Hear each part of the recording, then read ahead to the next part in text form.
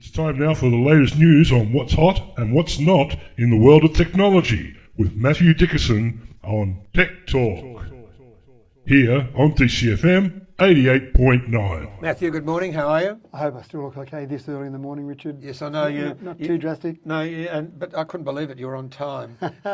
You said I want to be early, and I thought I wonder what early means. But anyway, let's common passwords.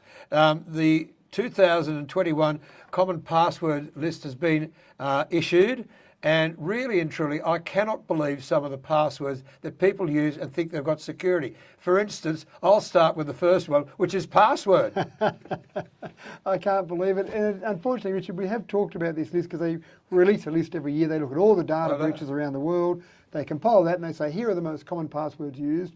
And it doesn't change much each year, despite the fact that all your listeners surely have started to change their habits. There's obviously still people around the world who have those terrible old habits. So the number one password was 1, 2, 3, 4, 5, 6. And then the next few were variations of that. So 1, 2, 3, 4, 5, 6, 7, 8, 9, or 1, 2, 3, 4, 5, depending on how long they might make it. And then finally you get to some really clever ones like QWERTY, the first 6 characters across the keyboard. Yeah. Or, as you say, your favourite one, password. What's your password? Password. No, what's your password? Password. Those are the ones that are incredibly easy for anyone trying to hack into your computer, your website, whatever it might be. Very easy.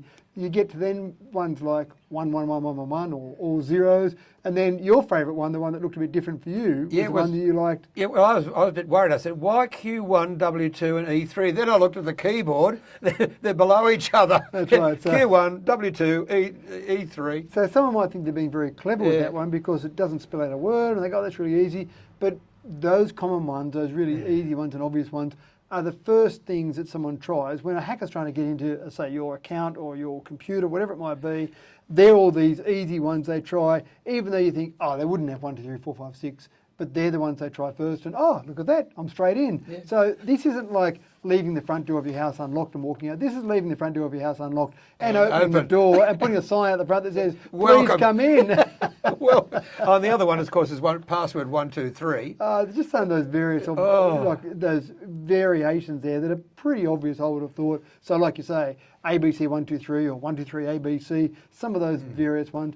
But if you want a few little hints, and I don't want to get too complicated here, but if you want a few hints, one of my favourite ways to do a password is think of a phrase. So for example, when you're at school, to learn the order of the planets, in our school it was, my very elderly mother just saw Uncle Ned pass. Yeah. Remember Mercury, Venus, Earth, etc. So that list of first letters of that little saying is a good combination that's not a word, it's not in the dictionary, because dictionary words are very easy for hackers to use as well. So that combination of letters is just a random combination, but you can remember it easily because you've got a saying to go with it. So you come up with some saying that you won't forget.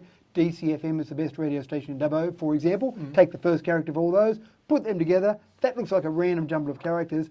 Then add in an other character, so a $sign, a slash, a question mark, some type of other character, add in a number, put an upper and lower case in there somewhere, and voila, you've got a really strong password, something that's not going to be easily hacked. If someone's going to try and attack there, it's going to take hours and hours. And to use the example of the house with the front door open, a burglar looks at your house and sees security alarms and triple deadlocks on the front door. They look next door, the front door's open. They say, well, there, I'm going to go there. So you're trying to make it harder for people to get in. I use radio frequencies from previous radio stations I've worked on.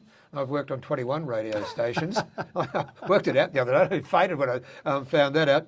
But then I use upper and lower case. I also use, percentages and exclamation marks and all those sort of things. Yeah. But I always whack in a capital. Yep, yeah, that's right. So you want that. You want upper and lower case with those other characters.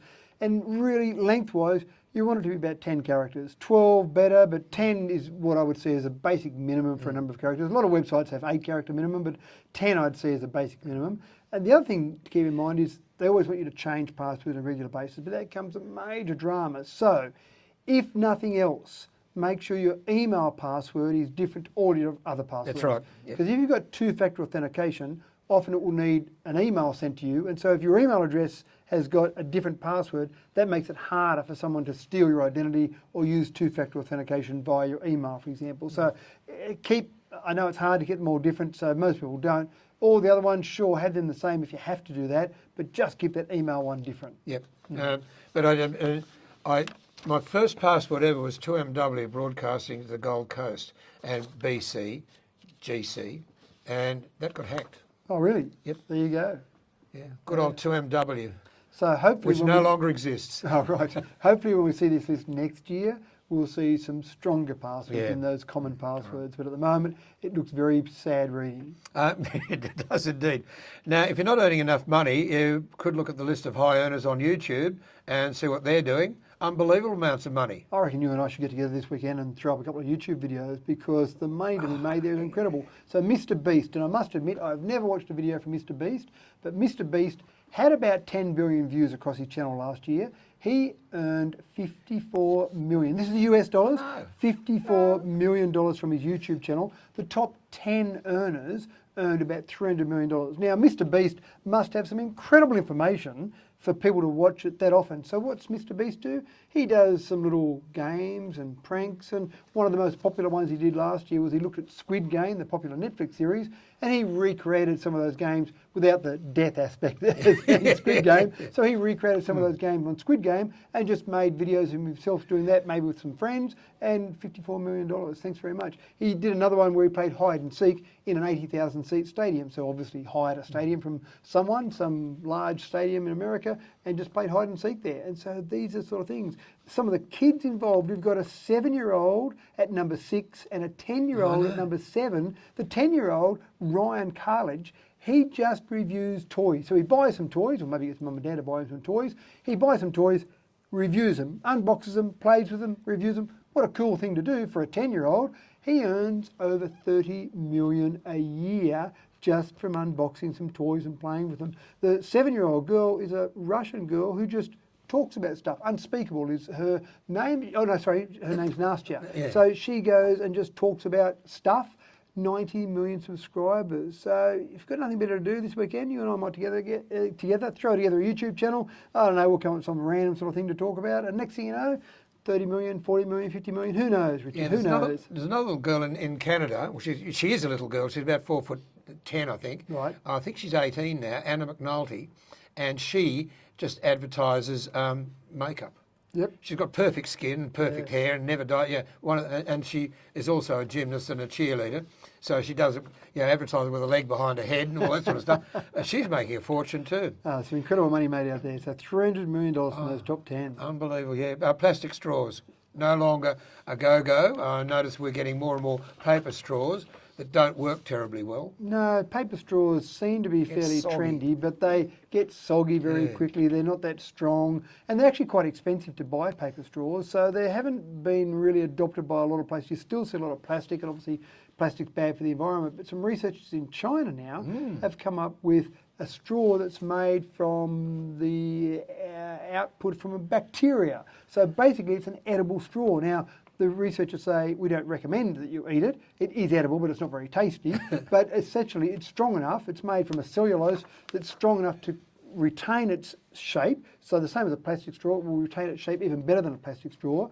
But it is biodegradable. It is edible, but it's also fairly cheap, about 0.3 cents per straw, which puts it in line with roughly the sort of pricing of plastic straws. So that's great to see, but the researchers are going, well, that's great for straws, but with this same cellulose type material, we can see making other things as well that might replace some plastics, not necessarily to make them all edible, but to make them absolutely biodegradable so that in the soil they will break down and you won't know it even exists in a few years' time. So there's some progress being made there. I like it. Very quickly, it's 9:22, you have to go. Twitter and Snapchat have warned the Australian government that we don't want to be, we don't want this anonymity thing to come in, and I think Twitter and Snapchat and others need a kick in the backside for this. Well, they like people to be anonymous. So they're saying that if you are made to reveal your identity, which is what the Australian government's pushing for, to try and make, well, actually, I'm not sure if pushing for it's the right term. They're investigating whether everyone on social media should have to reveal their true identity because they believe some of the hate speech, some of the trolling, some of the really bad behaviour we've seen on social media would be dramatically reduced if people had to put their own name to it. When you can be Joe Blogs or nasty person or whatever name you come up with, then you can say whatever you like. When you're Richard mutton, you've got to stand by those comments and actually be able to say, well, I'm happy to stand behind those comments. That's why I like it, because of what has happened here locally with some of the social media in the past. People trying to make political gains out of it and using false names and setting up false sites. And that's why I am in favour of the government trying to get this done so we don't have any of this sort of crap happening again. Well, Twitter and Snapchat are saying, no, this is terrible. It reduces the ability for people to speak their mind freely if they've got to put their name behind it. But if you go back to the days before social media, when someone had to stand on a soapbox on the corner and tell the world their views, it was obvious who they were. They couldn't hide behind a paper bag or be anonymous while they put out their views. And I think it's important that, well, in my opinion, it would be much nicer. The internet would be a nicer place if everyone had to reveal who they were. So, Indeed. And I mean, that, it gets rid of all the hate stuff that's going on at the moment. And let's face it, with all those sort of things, forgetting the political side of things, the use of social media between husband and wife when they start to hate each other is unbelievable. The revenge. Yep, that's and right. you've got to get rid of the revenge. Well, you've got to think about too why Twitter and Snapchat are focused on wanting people to remain anonymous. It's all about money for them. Of course. They want to keep making money, and they think it might reduce their income if suddenly people are going to reveal who they are on those social media channels. So it's interesting, but the Australian government's been actually in there. They obviously fought a good battle in terms of getting news services paid by the social media giants, and now this is another one where the rest of the world is actually watching what we're doing here. And France particularly on this one. They're watching us very closely. France followed us with vaccination with tennis players, didn't they?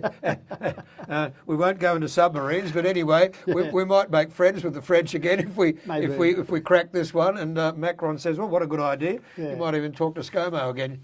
Maybe. One doesn't ever have 9:25. You've got to go. Thanks, Richard. Okay, we'll talk next week. Tech Talk with Mathew Dickerson every Wednesday morning, usually around about 9:20, a bit early today, but always interesting subjects. DCFM 88.9.